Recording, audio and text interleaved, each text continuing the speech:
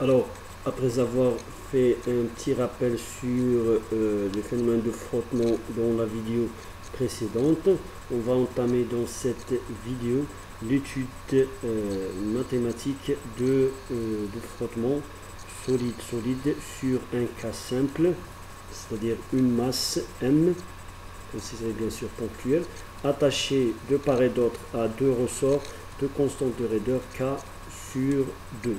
Alors bien sûr, on va choisir ce système de coordonnées X dans cette direction et Y dans cette direction.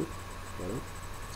Alors, bien sûr, nous commençons par tracer les forces qui s'appliquent sur la masse. Alors, bien évidemment, on a la seconde loi de la dynamique qui dit que la MA, l'accélération égale à la somme des forces extérieures appliquées sur la masse.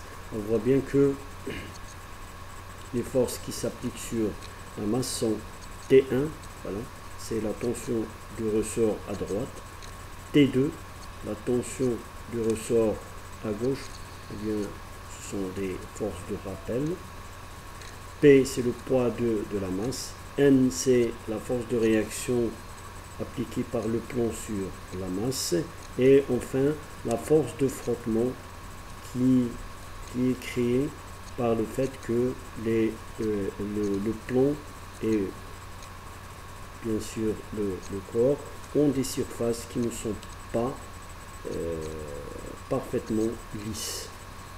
C'est ce qu'on appelle le frottement solide. Alors il y a glissement entre la masse et le plomb.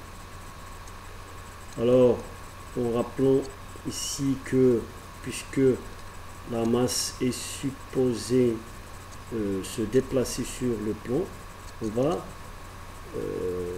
considérer le cas de frottement dynamique, c'est-à-dire que la force de frottement, le module de la force de frottement égale à mu d. Mu d c'est le coefficient de frottement dynamique fois P, le poids de la masse, c'est-à-dire égal à mu d fois mg, et c'est une constante. Voilà. Alors maintenant on va commencer par faire la projection des forces sur l'axe des X. Alors cela nous donne mx de point, voilà, mx de point égale à t de x, voilà, t de x, plus t1x plus frx. Alors t de x c'est la composante de t2 suivant x, t1x c'est la composante de t1 suivant x, et fx petit fr c'est la composante de la force de frottement suivant x. Alors voilà. Et vous devez savoir que t de x, t1x, fx petit fr peuvent avoir des valeurs positives comme elles peuvent avoir des valeurs négatives. Ce ne sont pas des modules mais des composantes. Voilà. Il faut faire attention à ce point. Alors la projection suivant l'axe des Y donne, alors on a juste T1, T2, Fr n'ont pas de composantes suivant Y, il y a juste P et 1 qui ont des composantes suivant Y. Alors on écrit 0 égale à PY, alors c'est PY, ce n'est pas PX, plus NY, voilà. Égal à 0, pourquoi? Parce que suivant Y, il n'y a pas de mouvement. C'est-à-dire que le mouvement est considéré exclusivement suivant X.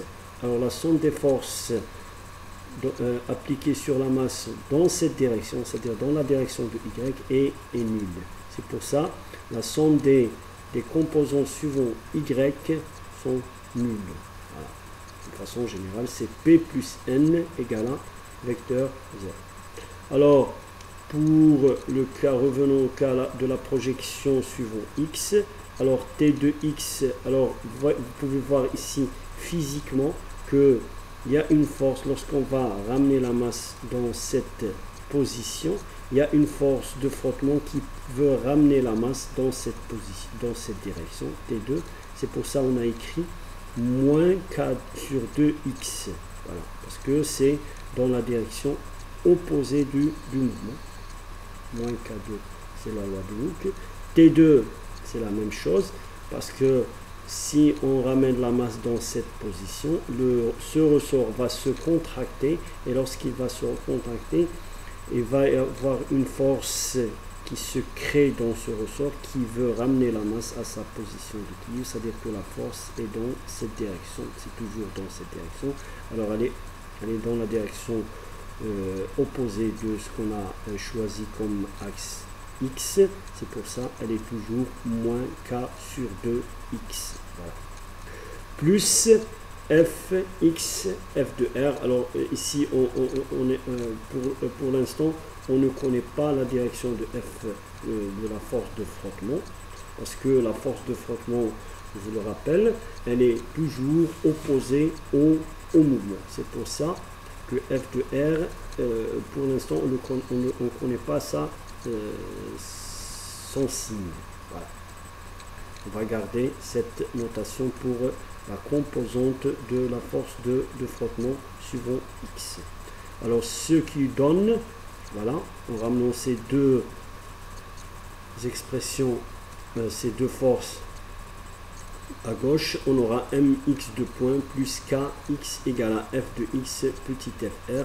Alors vous voyez ici pourquoi on a choisi des ressorts de constante de raideur k sur 2, pour que, en fin de compte, on aura une force kx, c'est-à-dire que ne pas traîner k 2k ou bien sûr k sur 2. C'est pour ça qu'on a choisi k sur 2. Voilà. Alors, f, on aura une équation différentielle du second ordre à coefficient constante, mais elle n'est pas homogène car le second membre n'est pas nul. Voilà. Alors f de x petit fr est la composante constante, voilà, de la force de frottement qui s'oppose au mouvement de la masse, ne dépendant pas de la vitesse de la masse.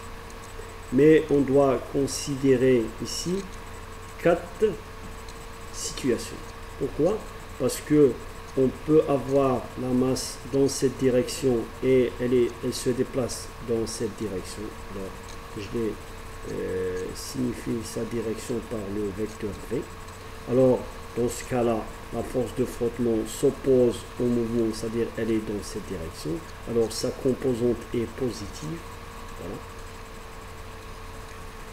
De même, pour le cas, le deuxième cas où la masse peut être de ce côté-là, c'est-à-dire le X est négatif, mais elle est toujours dans cette direction. C'est que f de R, elle est toujours positive. Voilà. C'est pour ça, f de R, le vecteur de la force de frottement f de R égale à f de R, le module, fois I, c'est-à-dire elle est positive, puisque le module est toujours positif. Alors dans ces deux cas, la force de frottement, c'est-à-dire la composante de force de frottement, est positive. Alors que, par exemple, pour le troisième cas où la masse est dans cette direction, voilà, avec un X positif, c'est-à-dire sur la partie positive du X, la force de frottement, bien sûr, elle s'oppose au mouvement et elle est bien évidemment dans cette direction, elle est négative. Voilà. Ou bien, dans le quatrième cas, la masse est dans cette direction, mais elle se déplace dans cette direction. Bien sûr, F de R est opposé à la force, au mouvement, à la direction du déplacement. Et dans ces deux cas, le vecteur de la force de frottement égale à moins le module de la force de frottement fois I, puisque c'est dans cette direction X. Alors, comme vous voyez, F de R peut changer, là, c'est-à-dire le vecteur de la force de frottement change de direction, et bien sûr, la composante. La composante, le module est le même, mais la direction change. Alors on aura f de r x égale au module positif si la masse se déplace dans la direction négative de l'axe des x, alors que la composante de la force de frottement est négative, elle est égale à moins le module de la force si la masse se déplace dans la direction positive de l'axe des x. Alors pour simplifier, on va prendre F de R, c'est-à-dire le module de la force égale à F de R. Alors, pourquoi une question s'impose ici? Pourquoi on n'a pas fait attention au signe de la force quand on a étudié le cas d'une force de frottement visqueux? On a juste écrit la force de frottement sous cette forme égale à F2 petit fr égale à moins bêta V. Voilà. V, c'est le vecteur vitesse. Alors, en effet, cette force, elle change, c'est-à-dire la force de frottement de type visqueux, elle change de signe d'elle-même, puisqu'elle dépend explicitement de la vitesse. C'est-à-dire la vitesse, ici, elle peut changer de signe selon que la masse est dans une direction ou dans une autre.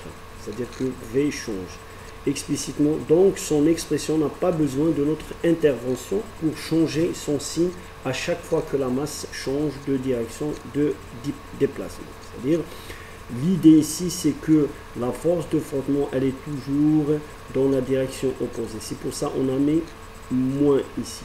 Mais il se peut que la force de frottement, c'est-à-dire le vecteur, soit positive car V est négative. Voilà, elle change d'elle-même le signe de... mais elle reste toujours opposée au mouvement. Alors que, contrairement à la force de frottement solide, qui, elle, est constante et a besoin de notre intervention à chaque fois que la masse change de direction. Voilà. Alors, on a bien sûr l'équation différentielle du système mx2 point plus kx égale à fx f de r. Voilà. Alors, pour résoudre cette équation, on va ramener ce terme-là. Alors, il faut bien noter que ce terme peut être positif comme il peut être négatif. C'est la composante. J'insiste toujours sur cette différence entre la composante et le module. Voilà. Alors, on va ramener ce terme de ce côté-là. On va faire sortir le k comme facteur commun. Voilà. On aura k fois x moins fx f petit fr sur k égale à 0. Voilà. Alors maintenant, on va faire un petit changement de variable. X égale à x moins fx petit fr sur k. Alors on aura x égale à z plus f petit x petit fr sur k. Voilà. Alors bien sûr, si on dérive x deux fois, on aura x 2 points égale à z z 2 points, puisque fx petit fr est une constante. Bien sûr, k est une constante, alors le dérivé deuxième par rapport est nul. Alors on remplace ici. Alors x2 points, là, on va la remplacer par x2 points. Et x moins kf, x petit fr sur k, on va le remplacer par z. Et on tombe sur une équation différentielle simple que vous connaissez, dont vous connaissez la solution. Alors mz point plus kz égale à 0. Alors on va diviser bien sûr par m, on aura z de point plus k sur mz égale à 0, avec oméga 0 au carré égale à k sur m, où oméga 0 est la pulsation propre du système. Alors bien sûr, la solution, c'est une solution classique de l'équation différentielle. Voilà, vous le connaissez tous. Z de t égale à a cosinus oméga 0 t plus phi. Bien sûr, sinus oméga 0 t plus phi, c'est la même chose. Alors bien sûr, nous on n'est pas intéressé par z, mais plutôt par la variable x, parce que c'est elle qui désigne le mouvement de la masse. Alors je rappelle ici que x c'est la position de la masse par rapport à sa position d'équilibre. Voilà, c'est juste pour... Alors x égale à, Alors on a x égale à z plus f de r. On va rajouter à ce terme-là la constante f x petit fr sur k. Et on aura a cosinus oméga 0t plus phi plus fx petit fr k. Avec a et phi, ce sont des constantes à définir par des conditions initiales. Il y a une autre IM ici. Alors pour l'instant, pour ne pas traîner à chaque fois ce terme-là, fx petit fr k, on va le remplacer par une constante, on l'appelle par exemple epsilon.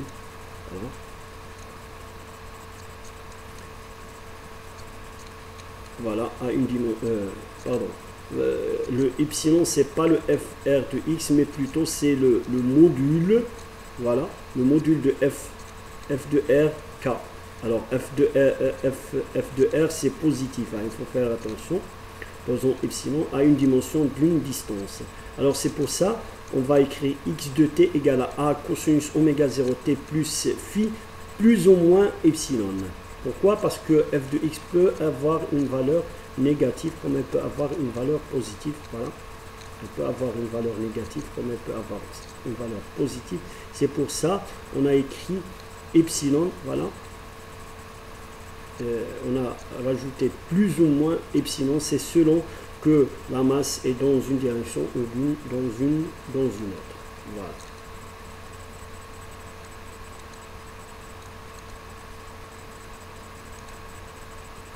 Alors j'arrête ici pour continuer dans la vidéo prochaine.